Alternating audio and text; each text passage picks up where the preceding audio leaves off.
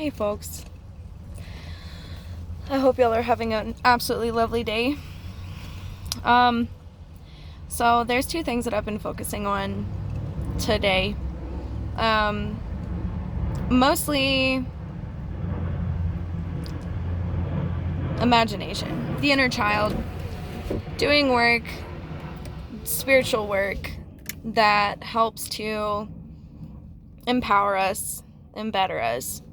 So last week, and to some of you who don't know who this lady is, her name is Sonia Chauquet, I believe is how you say her name. Excuse my ignorance if that is not how you say it. But she has really been inspiring me lately. I outwardly asked whoever was listening for there to be some kind of correlation that would help my mind to open up to what it needs to really click into growth and getting myself in a better situation. I'm not in a bad situation or anything by any means. I really do feel like I'm blessed. I am in a fantastic situation compared to what I started in. But I'm at the laundromat. Laundry. But so Miss Sonia was talking to me this morning about what she calls an alchemy box. And I know we've all heard of, a vision board. Well, when I first saw an alchemy box, and I saw it in the, suggested videos, I'm like,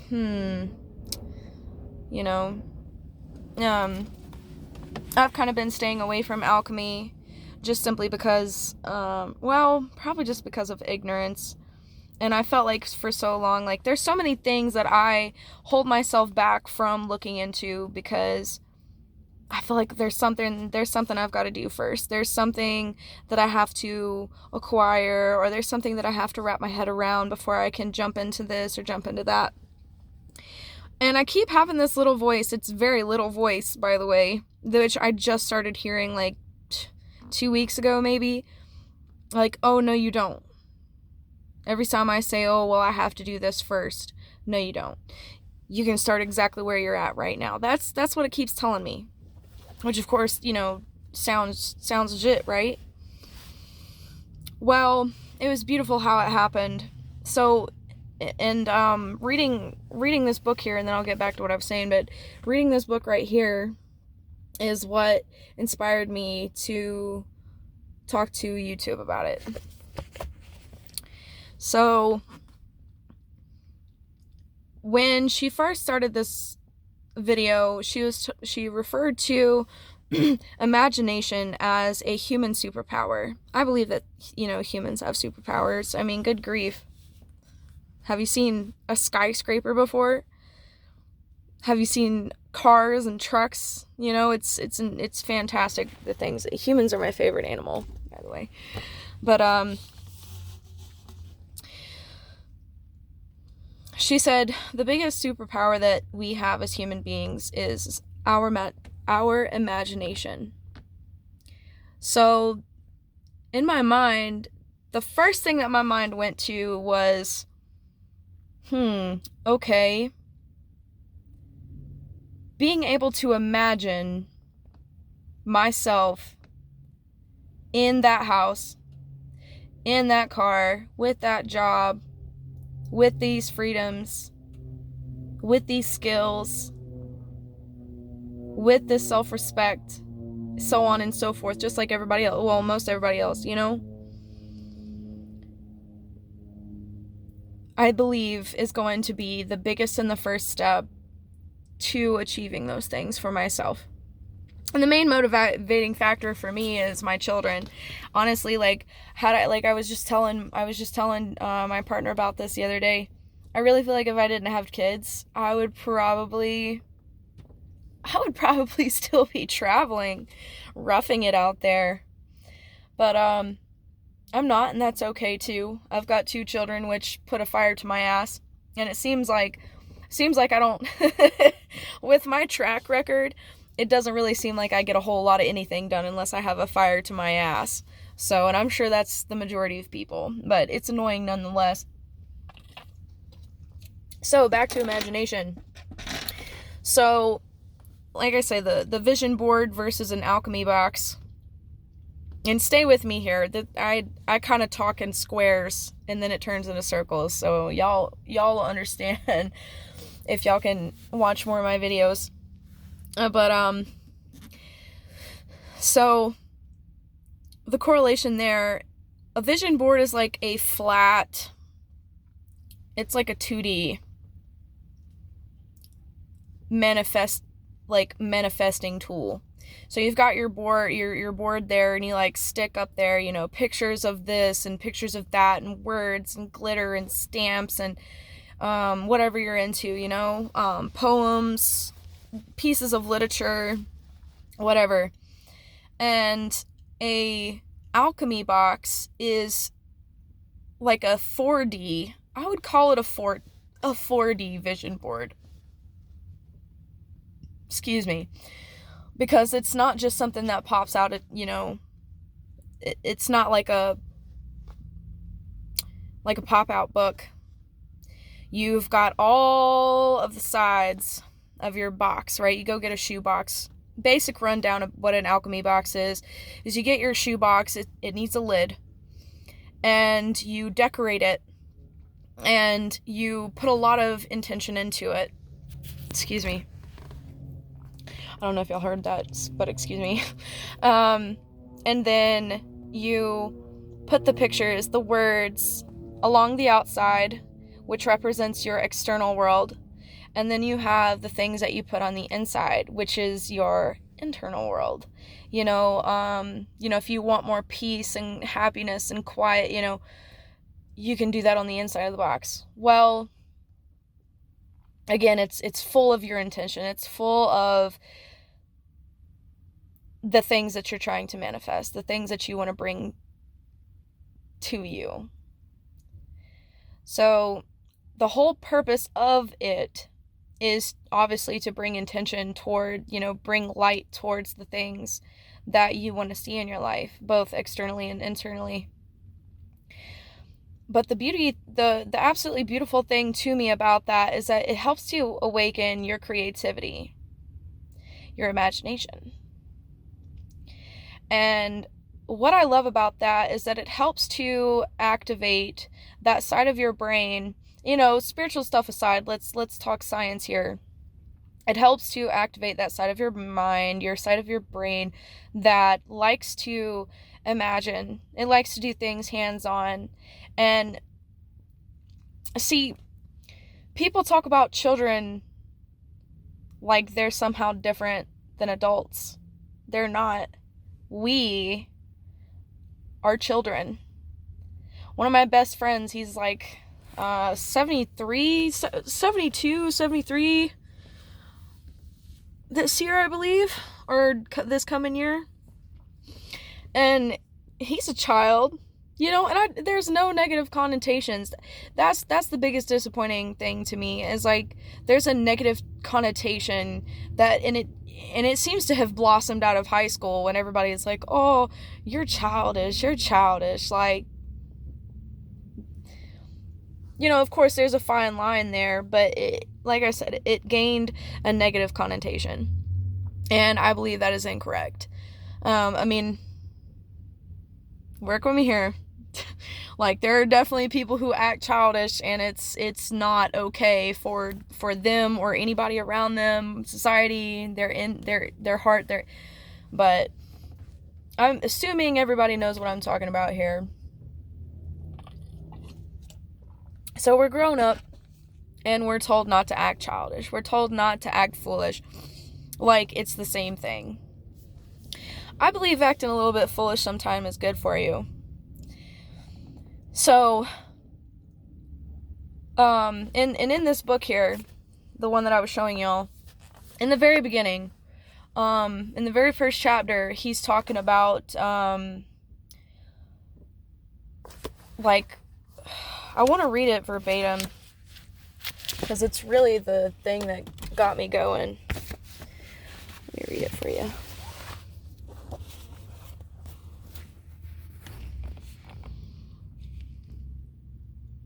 Every human being wants success.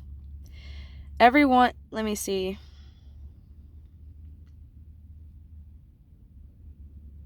Excuse me.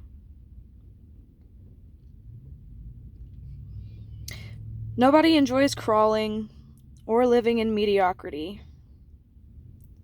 No one likes feeling second class and feeling forced to go that way. Some of the most practical success-building wisdom is found in that biblical quotation stating that faith can move mountains. Believe, really believe, you can move a mountain, and you can. Not many people believe that they can move mountains, so as a result, not many people do. On some occasion, you've probably heard someone say something like, "It's nonsense to think you can move a mountain," or "You can make a mountain move away just by saying mountain move away. It's simply impossible." People who think this way have belief confused with wishful thinking. My friends, that hit home for me. So that correlates to the idea of faith, right? And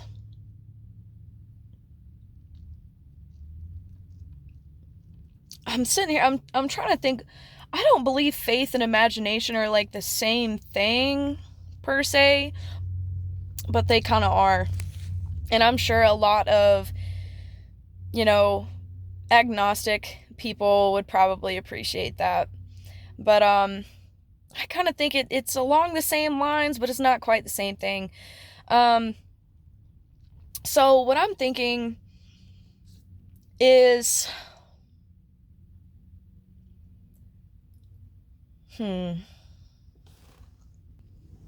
right. So I had to use a second to get my. So I'm believing here what the message is that I received, and it's hard for me to verbalize the thoughts that come into my mind. I'm sure we all have that. Some verbal fluency practice should be in my next works. So, if your imagination is on point, right, and your faith is on point, whatever you want to call it, and you believe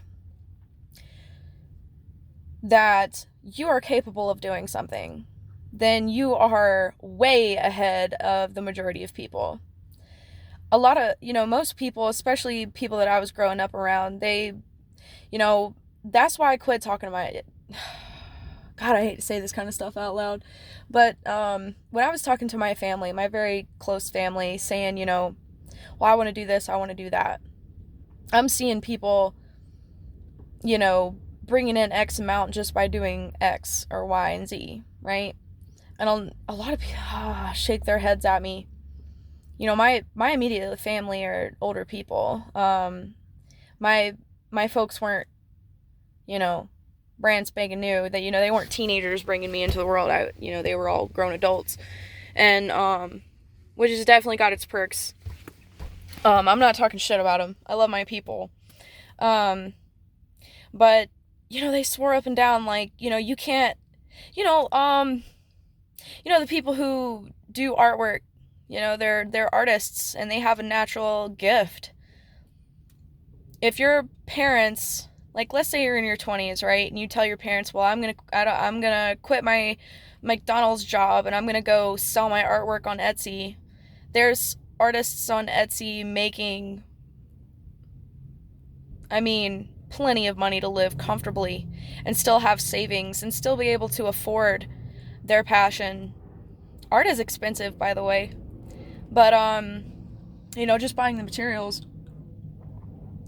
And their parents will say, oh, well, you can't quit your job because what are you going to do if, finish my sentence, need I say more? And people, when I would try to, I would share my ideas, I'd hear the same thing. Well, you can't do that. You can't do that. So that part of my mind that was using my imagination, thinking, oh, this is so exciting, I could do this, this, and this, and I could level up in my career doing this, this, and that. I was told, no, can't do that. That's not practical. That's not practical. Y'all, if I had $1 for all the times. So, basically, like, people have been told they can't so many times. When a human being, it's fucking science, excuse me. If you are told, enough times that you, like, anything, insert statement here, it can be the most Looney Tunes thing in the world, like 2 + 2 = 8. If you are told 2 + 2 = 8 enough times, you are going to believe it. If you see billboards all over the place saying, then eventually that is going to get into your mind and you're going to start questioning, maybe I should. But going back to the imagination thing, I believe that imagination is beautiful. If you know absolutely nothing about neuroplasticity, go look into it. I would love to make another video on that alone because it's something I'm really, really into. But if you, okay, let's start out like super simple here. If you don't use your left hand, like ever, you never use your left hand, then your brain will eventually just kind of forget that it's there. Not literally, but not far from being literal. So if you never use your left hand for anything, there will be things in your mind that will say, okay, well, those brain cells aren't necessary anymore, so we're just going to kind of cut those out so we can move on to other things, right? Well, if you start using your left hand again, then you will create density in your mind so that you can start using your left hand. You'll get better and better. Practice makes perfect. It's a true cliche. It truly is. As annoying as those are. But, yeah, so it's just like imagination, right? So,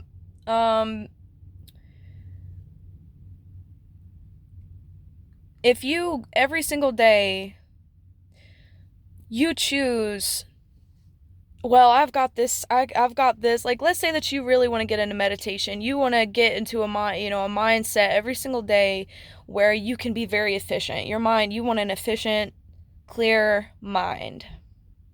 You want to be able to observe your emotions instead of react to your emotions, all that good stuff, right? All the good reasons to start meditating. And let's say that you made up your mind 2 years ago that you wanted to start meditating on a regular basis. But every single night, every single morning where you have a clear moment, even on lunchtime, whatever, and for the first 2 weeks, you're like, okay, this would be a perfect time for me to start meditating. Well, you realize, like, it's not something that you can just slip right into, especially if you, like, let's say that you meditated faithfully for like 5 years solid, but 5 years has passed since the last day that you did that. You're gonna have to build up that muscle again. Just like if you were left-handed and you haven't used your left hand, you're gonna have to build up those muscles once again, right? So I'm thinking, if you can imagine yourself every single day and practice at it, just like meditation, especially if you already meditate, if you already read books, if you're already feeding your brain good stuff and doing good things for your brain and you're not like rotting it, you are so much ahead. You are so much more ahead of most people. But for those of us, who, we're taking our first steps in this, that's okay because we all have to start somewhere. And that's something I noticed about myself is, like, I used to be extremely, extremely spiritually inclined. And I still have that in me. I know I do because, magic is magic, whatever you want to call it. But, it's been 3 or 4 years and I have my excuses. We all go through stuff that knocks us off balance. I'm not unique in that way. And neither are you. For whatever your craft may be, whatever your hobby interest, like I said, we all have to start somewhere. But I believe if, just finding this correlation from Miss Sonia and, Mr. David here, I think the first step to achieving really great things within ourselves and around ourselves and creating the life that we want is to work that damn imagination muscle. Because if you, like I say, if you can imagine yourself, is that a plane or is that. Oh, it's reflections. Sorry. there was. Anyway, um, if you can work that muscle every single day and just whatever it may be, I'm right now for me, it's I want to the hardest question in life I think is, real question in life anyway, is what do you want? What do you really want? Like let's say like standard flat we all get like 80 years. Let's just say. Okay, for some people that's way less, for some people that's way more, but let's just say we all get about 80 years, right? Let's just say. And I'm 20 some years old. That means I have, so 4, 5, 6, so I've got like 60 years left, approximately, right? That's a long time, it feels like. I mean, obviously it's not, because, all the older people that I've ever talked to, they have like they're like turning 50. How does that feel? Oh, I don't feel 50. Turning 80 years old. How's that feel? I don't know. Seems like it caught up on me. So it's like I don't want 80 years to just catch. I don't want the next 60 years to just fly by, right? So I'm thinking if I can focus in on really imagining myself like I like nice clothes. I want to become a really good seamstress. I want to be really good at making upholstery. Shit, what if I end up making textiles? That's fascinating to me. But then there's this part in my brain where I'm like, I need to slow down. Like I would like to start by making really cool clothes. Just like really unique stuff, and just like making an Etsy or whatever and get my name out there, doing TikToks, getting into social media cuz it's fun, you know? But I have this thing, it's like a blockage, and my mind's like, nah, you need to go work at the gas station up the street. Make your money to make sure that you're pulling in income and helping with the finances and doing this and doing that. Excuse me. And it's like, yeah, yes, I do have to, pull in money. But at the same time, like, oh, you know what? We all have to start somewhere.